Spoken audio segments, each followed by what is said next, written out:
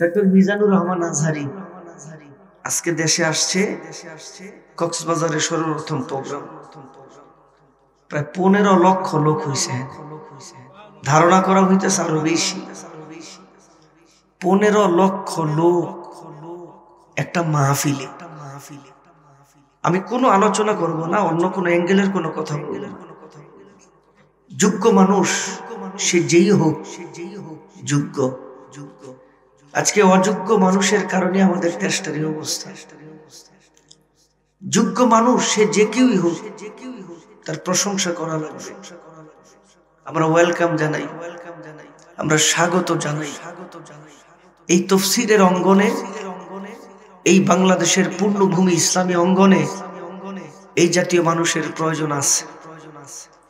আমরা স্বাগত জানাই সমস্ত ইসলামী দলের স্কলার এবং যারা এই ময়দানে ভূমিকা রাখছে।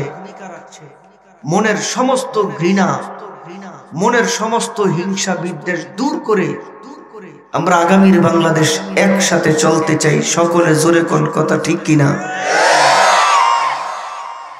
যদি একসাথে চলতে পারি, মতের ভিন্নতা থাকতেই পারে, আলোচনারও দরকার নেই।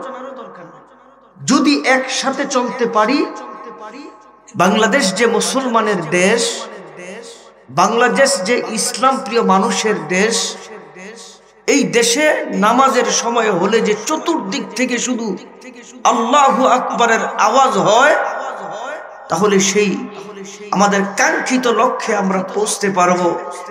যদি আমরা একসাথে কাঁধে কাঁধ মিলিয়ে চলতে পারি, তাহলে আগামীর বাংলাদেশ হবে ইসলামের বাংলাদেশ, আগামীর বাংলাদেশ হবে কোরআনের বাংলাদেশ, আগামীর বাংলাদেশের পার্লামেন্ট হবে ইমানদার মুসলমান দিনদারের পার্লামেন্ট। জোরে শুনতে চাই ঠিক কিনা? আমার ভাইয়েরা, আমি আপনাদের সামনে কোরআনে কারীমের আয়াত তেলাওয়াত করেছি, ভূমিকা একটু কথা বলেছি, শেষ করে দিই।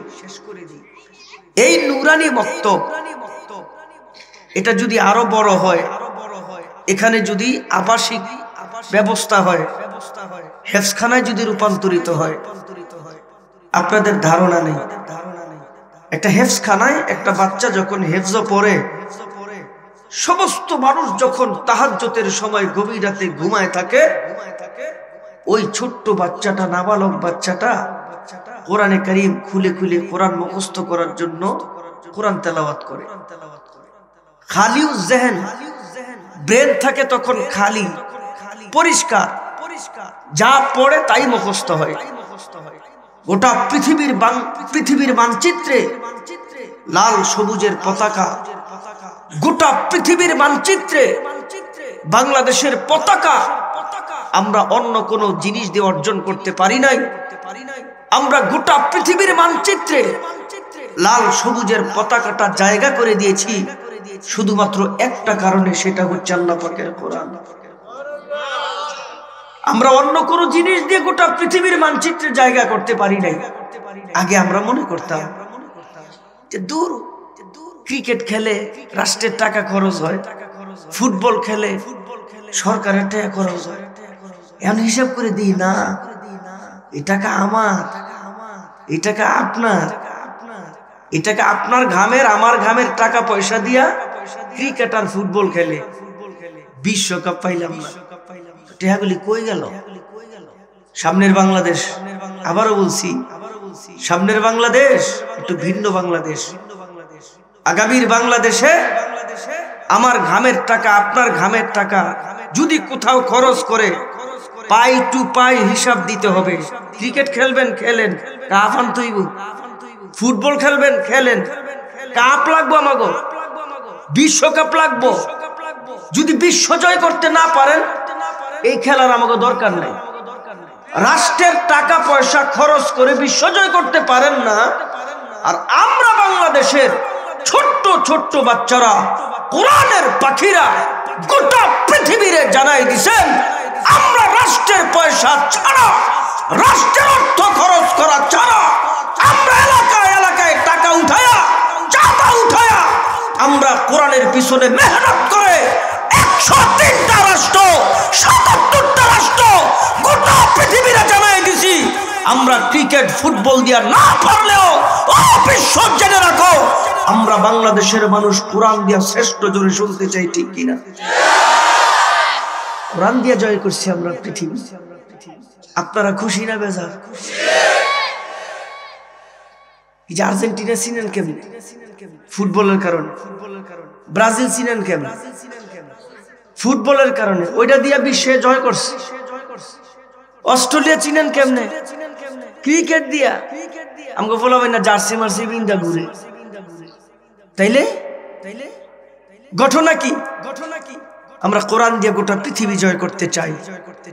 সবাই আমার সাথে জোরে শুনতে চাই, একমত? আরো জোরে বলেন একমত।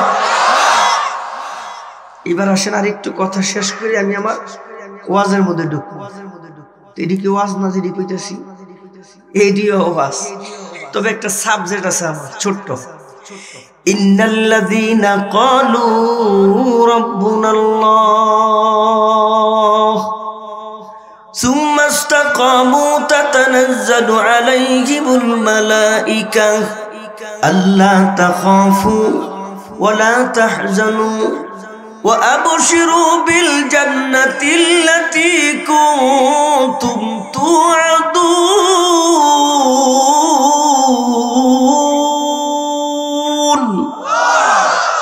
আর একটু জবান খুলে মোহাব্বতের সবাই জোরে করে আল্লাহু আকবার। এটা হলো আমার সাবজেক্ট, এটার উপর আমি আলোচনা করব। রব্বে কারীম মাঝে মধ্যে রাগ হয়ে যায়, আল্লাহকে কই কি কই বাংলাদেশের মানুষ যে আমার ভুলে গেল, এরা দি সব নাফরমান, এরা দি সব বেনামাজি, এরা দি সব মিথ্যাবাদী, এরা দি সব সুদের সাথে জড়িত, এরা দি সব ধোঁকার সাথে জড়িত। ফেরেশতারা ডাইকে কই, ফেরেশতা আমি আল্লাহ রাগ হয়ে গেছি, জমিনটা উল্টাই দিয়ে ধ্বংস করে দিয়ে, গজব দিয়ে সব শেষ করে দিয়ে। গজবের ফেরেশতারা জমিনে আসে গজব দিতে। আয়েশা দেখে আল্লাহ একটা ভাঙা ঘর, ওই ঘরের মধ্যে জায়নামাজ বিছায় মহিলা হাতের মধ্যে তাসবিহ লিয়া সুবহানাল্লাহ সুবহানাল্লাহ সুবহানাল্লাহ এরকম জিকির করতেছে। আর একটু দূরে গিয়ে দেখে জীর্ণ শীর্ণ মসজিদ, ওই মসজিদের মধ্যে একটা বৃদ্ধ মানুষ আল্লাহ পাকের কুদরতি পায়ের মধ্যে সেজদা দিয়া তাহাজ্জুদের সময় কয় সুবহান রাব্বিয়াল আলা সুবহান রাব্বিয়াল আলা সুবহান রাব্বিয়াল আলা। দৃশ্য দুইটা। তিন, ওই যে নুরানি মক্তব, টিনের ঘর, আহারে কনকনে শীত, দুইটা তিনটা রুম খুসুসি খাস, টিম টিম বাতি জ্বলে। ফেরেশতা যায় দেয় নাবালেক বাচ্চা আল্লাহর কালামটা লইয়া তেলাওয়াত করতেছে। ওয়াশ-শামসি ওয়া দুহাহা ওয়াল কমারি ইযা তালাহা ওয়ান নাহারি ইযা জাল্লাহা ওয়াল লাইলি ইযা ইয়াগশাহা। তিনটা দৃশ্য দেখে আল্লাহর কাছে গেছে। আল্লাহ কই পাঠাইছো গজব দিতে? আল্লাহকে গজব দেশ নাই। ফেরেশতাকে আল্লাহ তোমার হুকুম ছাড়া কি গজব হলো? তুমি জানো না গজব দিছি না দিছি? তো আল্লাহ তুমি কই পাঠাইছো আমারে? রব ডাইকা কই ফেরেশতা কি দেখছস কর দেখি। ফেরেশতা কই আল্লাহ আপনি তো সব জানেন, সব তো দেখেন, তো আমার জিজ্ঞেস করেন কেন? আল্লাহ কি জবাব দেয় শোনেন।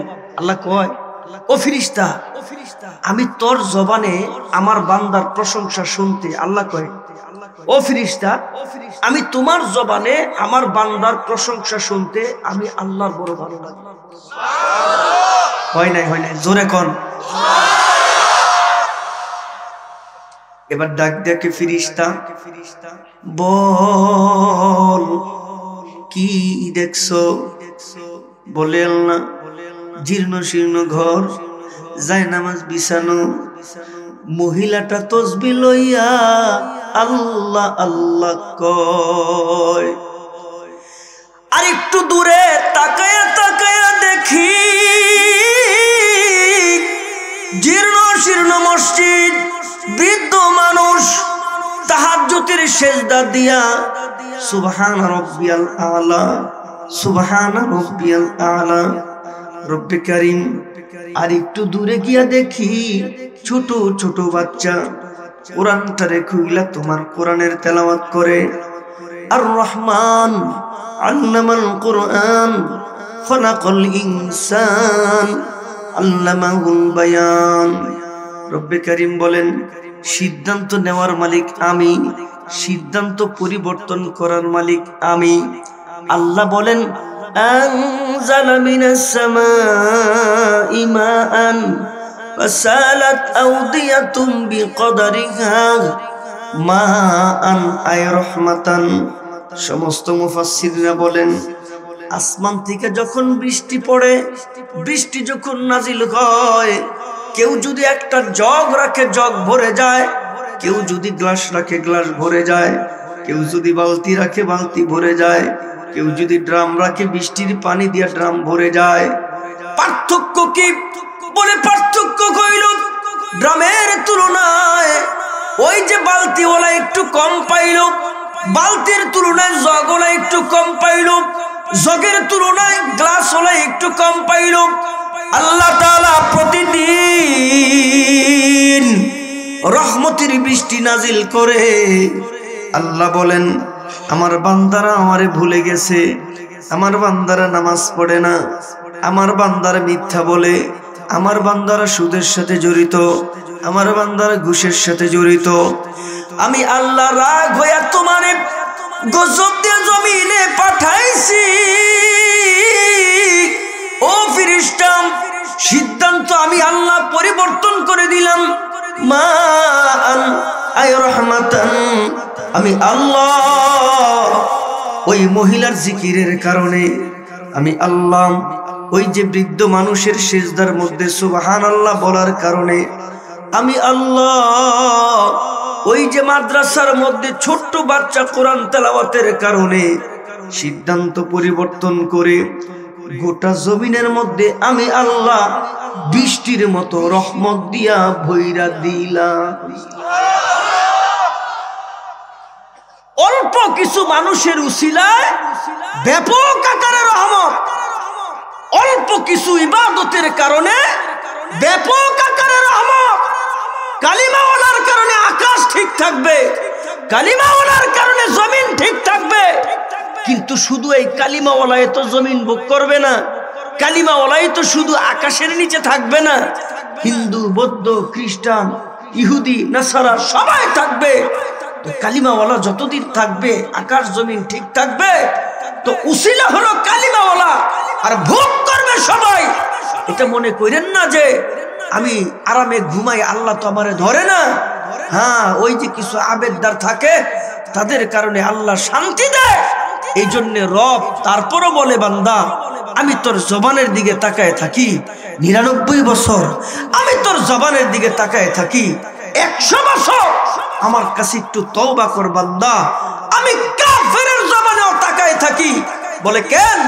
ওই কাফের যেন আমি আল্লাহরে কালিমা কই স্বীকার করে দেয়। বলে কি হবে? ওই কালিমা পড়লেই আমি আল্লাহ সব গুনাহ মাফ করে মাসুম বানায় আমার কুদরতি কোলে টান্দা উঠাই নেই।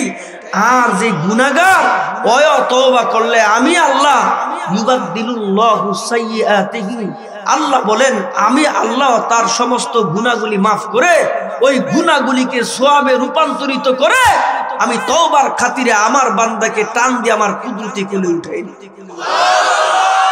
এবার জোরে বলেন তিনি কে? একসাথে জবান খুলে মুহাব্বতে জোরে বলেন তিনি কে?